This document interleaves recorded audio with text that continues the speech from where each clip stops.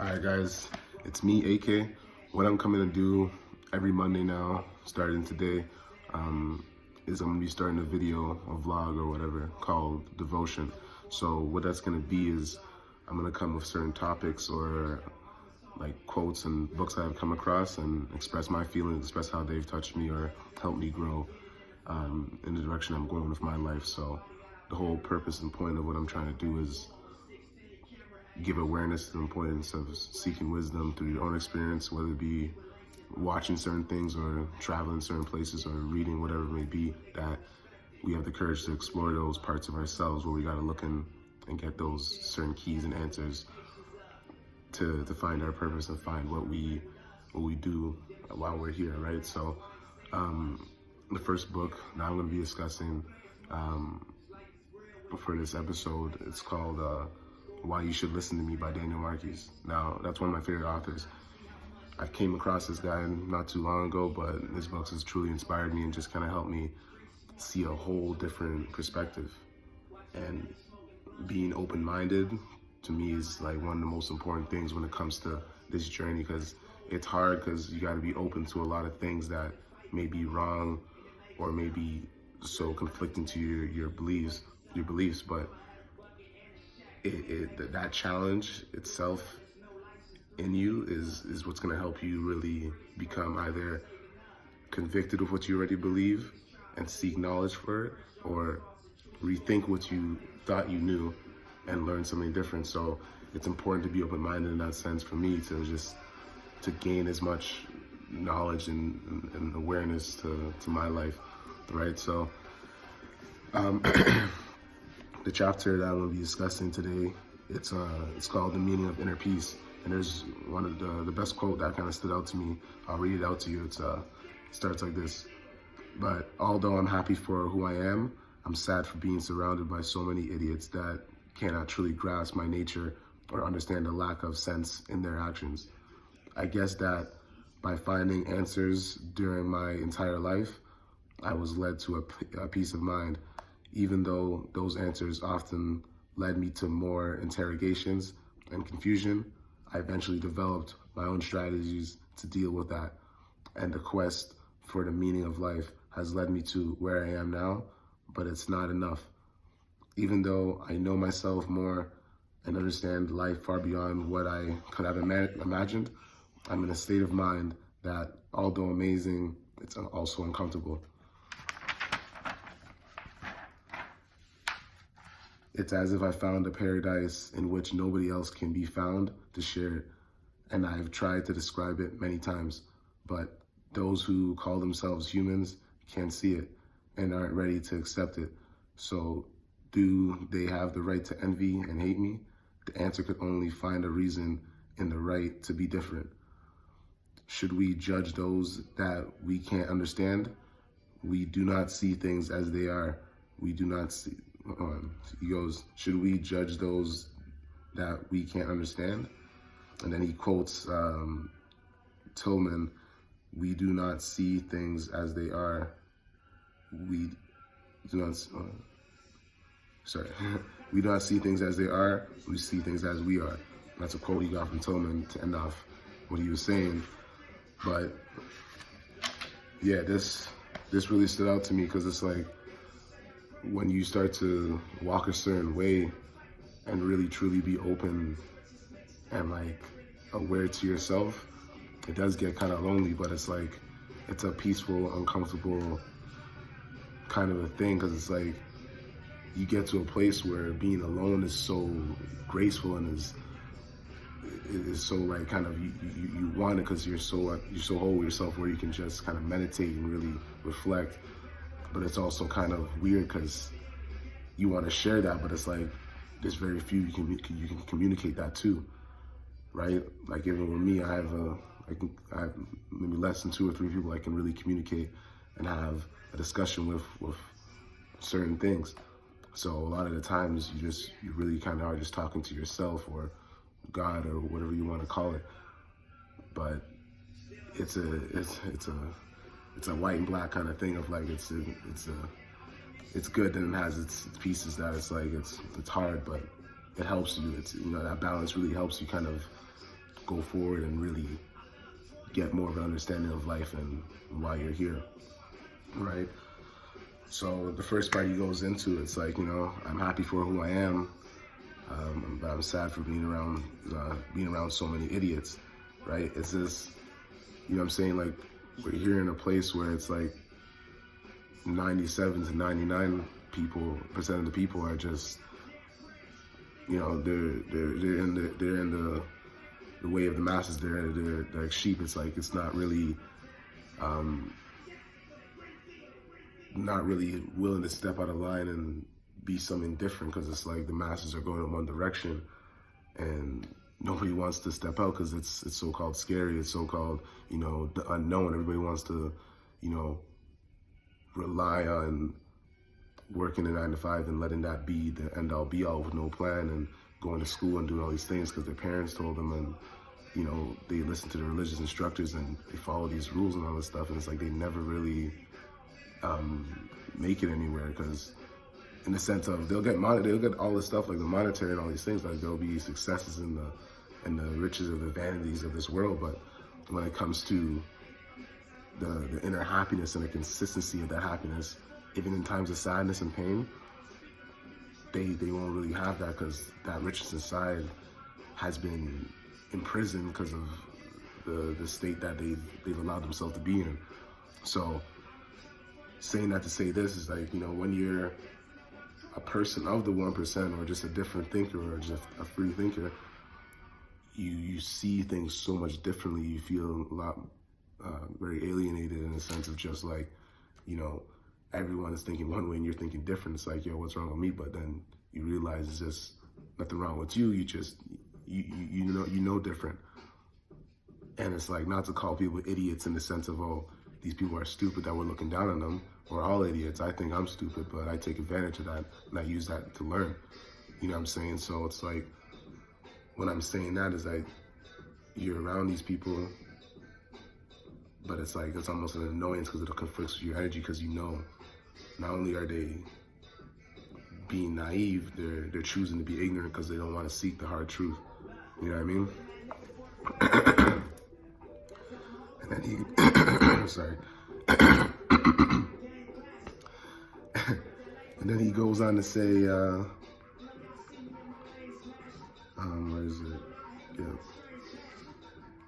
I guess by finding the answers during my entire life, I was led to a peace of mind, even though those answers led me to more interrogations and confusion. I'm taking that in like kind of two ways, because it's like, yeah, the more you get an answer, it leads to another question. It's like, yo, I thought I knew this, but then that's conflicting with what I just learned. But it's like, wow, like what? Instead of getting confused and angry and taking it there and just reacting in an emotion, that anger, that frustration, just turn that into fascination, and it's like you lead to more answers that resolve the conflicts, right? It's a problem that you use to get a solution, to put every single piece together that wasn't together before.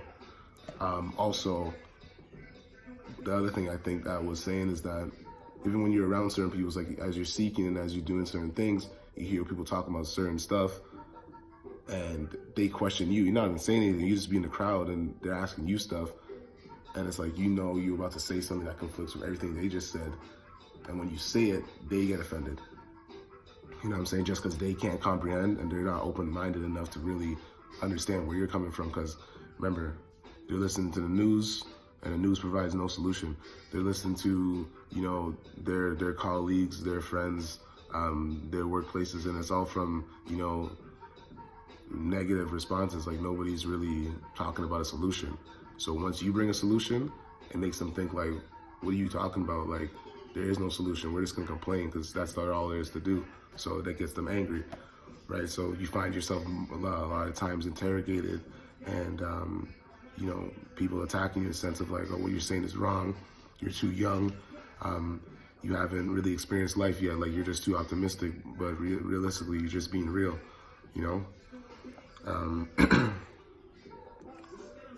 And then he goes on to say, eventually I developed my own strategies to deal with what, and with that, right? So he's saying he's developed his own strategies to deal with that, which you have to.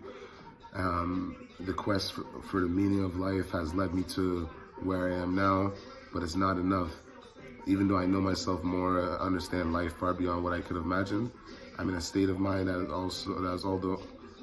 although amazing, it's also uncomfortable. So it goes back to like what I was saying in the beginning, like, yeah, it's an amazing place to be, like when you find these things that you didn't know you're gonna find, but it led you to your original purpose. When it's like your puzzle, you're like, whoa, that's crazy, I didn't see that coming. But it's like you did, but just not from that angle, you know what I mean? And then it helps your original intentions and where your mind really was.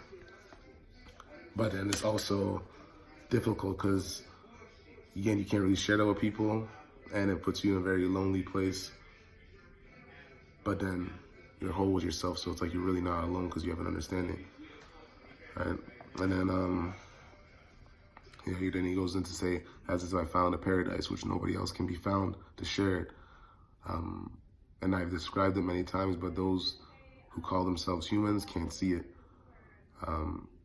What he's kind of trying to say is that when we identify as, the vehicle that we're in, this body of flesh, like the, human being, and we stay there, then we don't identify with our true power, our God, our conscience, our spirit, whatever you want to call it, the universe. We stay in a state of flesh, like the Bible always tells you, stay away from the flesh, the temptations of the flesh, because it's like in this human vehicle, there's limitations. You know what I'm saying? You're a victim of stuff like fear, worry, doubts. You're tempted by nonsense, vanities, whatever it may be. But when you tap in and you simply observe from a different perspective, like a conscious, you see things totally differently, and you have a different source of power where you can withstand these things, and like no matter what happens, it can't break you. Like you keep moving forward because you're formless. You know what I'm saying? Your way is no way, right? And that's from Bruce Lee. So you just kind of, you go, you flow. You know what I'm saying? You're not in one way optimistic, and you're not one way truly negative. You're in a perfect balance in between, where you can flow between, you know what I'm saying? Like as if you're a river flowing between the rocks, like the rocks being the obstacles, and you don't just crash into them, stop. You hit them, you flow over, you form over, and you keep going, Then he goes, so they have the, so he calls them are humans and aren't ready to accept it. So they have the right to envy and hate me.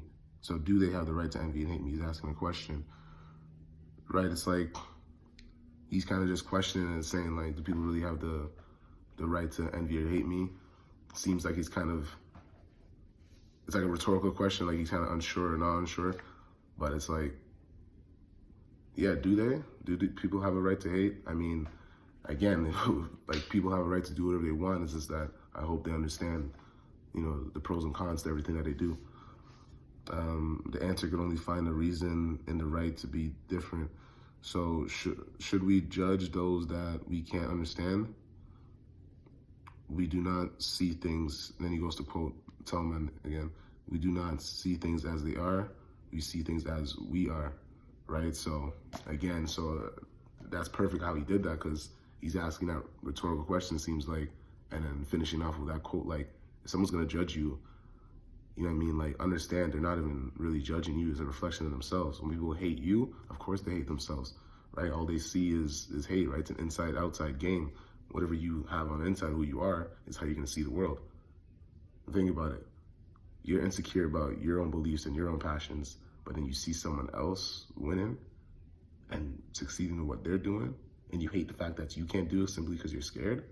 Of course you're gonna hate that person, because like fear, hate, all those bullshit stuff, those childish things come hand in hand. They work together.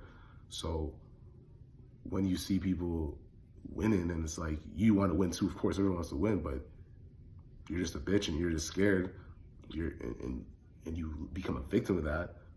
Not to say that we aren't scared, it's people who are courageous that, go past the fears that they have. But when you become a victim of those fears, you see other people winning, it's like, yo, what the fuck? Like, yo, like, they're lucky, man. Like, I don't ever have luck. Like, I never got to meet those people, that's why I'm not winning. So, yo, they're cheating. Like, you know what I mean? It's like, just take responsibility and hold yourself accountable. But that's what's pretty much what he's saying is like, don't ever take it. Don't really get offended when people judge you. It's just they're just looking at themselves. They're just telling you who they are. You know what I'm saying? And that's how they're seeing you. Now, those who love you and fuck with you and really trying to help you and support you, they do that for themselves. So they see themselves like that, and they would, you know, that's how they live. So they're gonna do the same. So appreciate those people, but just understand when people are saying shit to you, just know they're really talking to themselves. So don't ever take it personal and never let it get into your head. But and that's it, man. Like that's how that quote really kind of helped me and how I've observed it. I like to, when I'm reading books, it's really, you know, things that stand out to me, I just kind of look at them and really try and see how I can apply it to my life. Like the thing about knowledge, what I'm coming to understand is that, you know, you can read a lot of information, but it's like the importance of knowing yourself is like, okay, that's that, and this is this. How does this work for me? And how can I be the god of this thing that I just learned so I can create something for myself? It's not about reading and following the instruction of every single thing that you've read, but learning simply how you can create something for your own path and for your own way, right? So, yeah, man, that's pretty much it for today. I just hope you guys can kind of stay encouraged, and, you know, there's a lot of shit going on, but we gotta just stay positive and stay happy with it.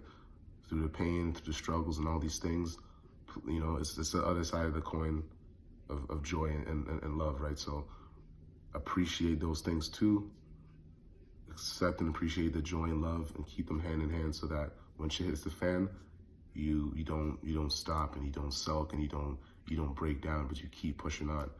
Even though it's hard, you're gonna grieve and all those things, but never stop marching on, because, you know what I mean, from the way I feel about things is that we just keep moving on. Even when we die, maybe we don't go to this place of salvation and all this shit where it ends and we just, you know, sit back and hang our feet up.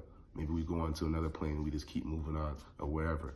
I don't know, but keep that in mind, and you'll never be disappointed. So you just keep moving on. All right? Hope you guys having a great Monday. Stay encouraged. And man, just love, bro. Keep going with love, and we got this. All right? I'm out.